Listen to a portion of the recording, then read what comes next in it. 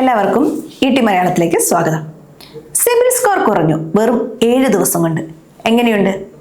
സത്യം പറഞ്ഞാൽ ലോണിനായി പ്ലാൻ ചെയ്യുന്ന നമ്മളെയൊക്കെ കുറച്ചൊന്നുമല്ല ഇത് ബാധിക്കാൻ പോകുന്നത്. 2026 ഏപ്രിൽ 1 മുതൽ കഥ മാറുകയാണ്.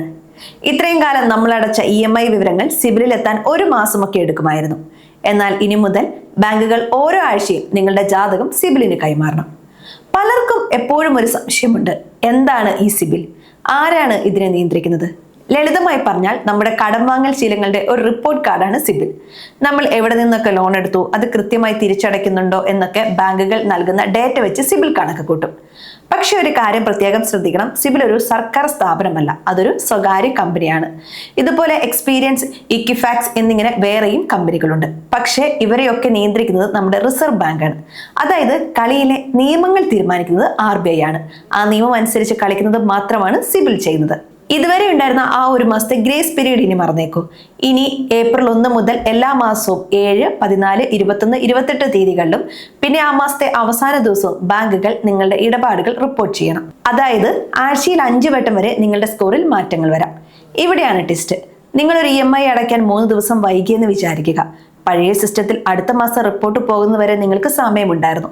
എന്നാൽ ഇനി ആ ആഴ്ച തന്നെ സിബിൽ അതറിയും. നിങ്ങളുടെ സ്കോർ അപ്പോൾ തന്നെ താഴേക്ക് പോകും.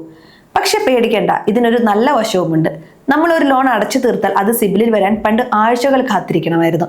പുതിയ നിയമം വന്നതോടെ ലോൺ ക്ലോസ് ചെയ്ത വിവരം ബാങ്കുകൾ അന്ന് തന്നെ അറിയിക്കണം. പരമാവധി 7 ദിവസത്തിനുള്ളിൽ നിങ്ങളുടെ സ്കോറിൽ അത് തെളിയും. അതായത് നല്ല രീതിയിൽ പണം കൈകാര്യം ചെയ്യുന്നവർ സ്കോർ കൂടാനും ഇനി അധികം കാത്തിരിക്കേണ്ടി വരില്ല. ക്രെഡിറ്റ് ഹിസ്റ്ററി കൃത്യമായി സൂക്ഷിക്കുന്നവർക്ക് ഇതൊരു വലിയ പ്ലസ് പോയിന്റ് ആണ്. രണ്ടാമത്തെ കാര്യം തെറ്റുകൾ തിരുത്തുന്നതിനെ കുറിച്ചാണ്. സിബിൽ റിപ്പോർട്ടിൽ വരാനുള്ള തെറ്റുകൾ തിരുത്താൻ പണ്ട് വലിയ പാടായിരുന്നു. റിസർവ് ബാങ്ക് ഇതിൽ ഇപ്പോൾ ശക്തമായി ഇടപെട്ടിട്ടുണ്ട്. ഡാറ്റയിൽ എന്തെങ്കിലും പിശകുണ്ടെങ്കിൽ അത് തിരുത്താൻ ബാങ്കുകൾക്ക് കൃത്യമായി സമയപരിധിയുണ്ട്. വൈകിയാൽ ഓരോ ദിവസത്തിനും 100 രൂപ വീതം ബാങ്ക് നിങ്ങൾക്ക് പിഴ നൽകേണ്ടി വരും. RBIയുടെ ദഷ് പോർട്ടൽ വഴി ഇതൊക്കെ ഇപ്പോൾ കൃത്യമായി നിരീക്ഷിക്കുന്നുമുണ്ട്. ഇതൊന്ന് ആലോചിച്ച് നോക്കൂ, നമ്മുടെ സാമ്പത്തിക അച്ചടക്കം അളക്കുന്ന സ്കെയിൽ ഇനി ഓരോ 7 ദിവസത്തിലും മാറിക്കൊണ്ടിരിക്കും. ഡിജിറ്റൽ യുഗത്തിൽ ഇതിനെ റിയൽ ടൈം ക്രെഡിറ്റ് മോണിറ്ററിംഗ് എന്ന് ലളിതമായി പറയാം. ലോൺ എടുക്കാൻ പ്ലാൻ ചെയ്യുന്നവർ ഇനി മുതൽ പേയ്മെന്റ് ഡേറ്റുകളിൽ 1 ഇഞ്ച് പോലും വിട്ടുവീഴ്ച ചെയ്യരുത്. എന്തിനാണ് RBI ഇത്രയും കടുത്ത നിയമങ്ങൾ കൊണ്ടുവരുന്നത്? 2 കാര്യങ്ങളാണ് പ്രധാനമായും ഉള്ളത്. ഒന്ന്, തട്ടിപ്പുകൾ കുറയ്ക്കുക.